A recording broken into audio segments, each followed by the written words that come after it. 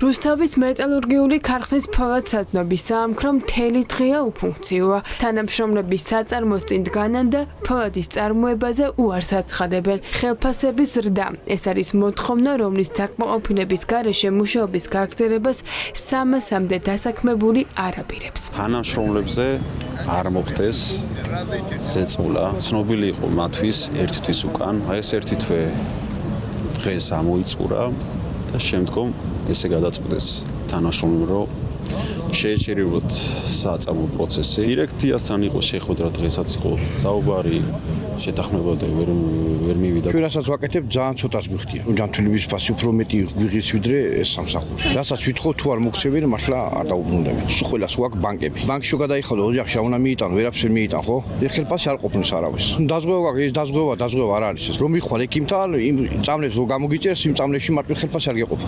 ძალიან ბევრი შემთხვევა იყო, ზოგი დაიწვა, ზოგმა ფეხი მოიტეხა, ზოგმა რა ყურადღება არავის არ მიუქცევია საერთოდ. საამქრო გაჩერებულია. თანამშრომლები ხელფასის 500 ლარით მომატებას ითხოვენ. ამბობენ, რომ უმძიმე სამუშაოს ასრულებენ. ჯანმრთელობის დიდი რისკის ფასად მუშაობენ, თუმცა ხელფასი შეურაცხმყოფელია. ხელმძღვანელობას მოთხოვნები ერთი თვის წინ წაუყენეს, მაგრამ ხელფასები არ გაზრდიათ. პირიქით, თანამშრომლების ნაწილი სამსახურიდან შემცირების მიზნით გაუშვეს. ახლა გასაქმებულები მათ აღდგენას ითხოვენ. 1500 ლარი, რომელიც ფოლადს ადნობს, ფოლადს ასხამს, ფოლადს აღიდებს. დღეა, ღამეა, ღამის საათები არის, ყველაფერი არის და ფოლადთან მოიქნები დღე და ღამე ადუღეულ ფოლადთან და მიდიხარ, მოდიხარ, როდის რაღაც მოგეცხება, როდის დაგეტყვება, კაციშვილი ჩვენ მიმართ ყურადღებას არ ითხოვთ. ჯანმრთელობის დაზღვევა გააქვს. რომ მიხვალ იქ სადღაცა, იქ არაფერი არ არის და იმიტომ არის ფორმულურად.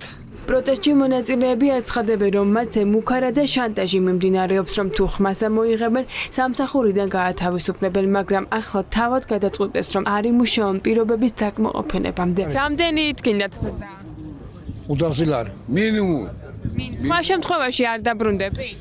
აი რატო უნდა დაბრუნდეთ ისთვის, აი ოჯახის მუშაობს ყველა, ხო? თვითონ რომ მილიონერს იღებენ, ოჯახი გვიდა რომ არ ჩინოთ. ის ბანკებზე რო არ ჩამოკიდებულები. ჩვენი წაცხოულობენ, ხო? ხო ჩვენი ჩოულობენ. აი რატომ არ უნდა გქონდეს ის მინიმუმი, ჩვენ რო ის ბანკის ფული გადავიხადოთ, საჭმელის პულის ფული გქონდეს. აი როგორ თევზები.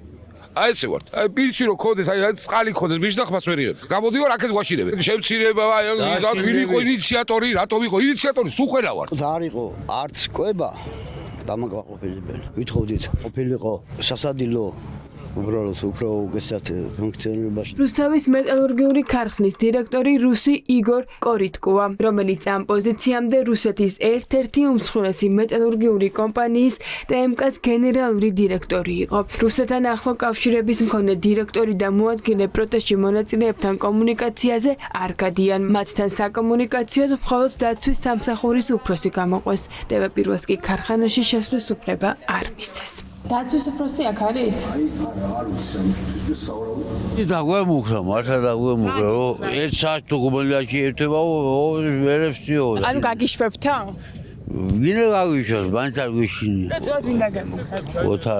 ოთარაშვილი. დაცვის უფროსია და მე განაგებს ყველაფერს. ეს მოლაპარაკებები წარიმართოს მხარეებს შორის. შეთანხმდნენ იმ მოცემულობაზე, რაზეც ორივე მხარე შეთანხმდებია და კომპანიის მფლობელი ქართული ოცნების მხარდამჭერი ბიზნესმენი ირაკლი რუხაძია, რომელიც გასულ წელს ამტკიცებდა, რომ რუსი დირექტორისა და მოადგილის მიუხედავად კომპანია ამერიკისა და დიდი ბრიტანეთის მოქალაქეთა საკუთრებას წარმოადგენს. როგორც პირველებისთვის ცნობილი ხდება, კომპანია პროტესტის ორგანიზატორების წინააღმდეგ სასამართლო დავის დაწყებას აპირებს.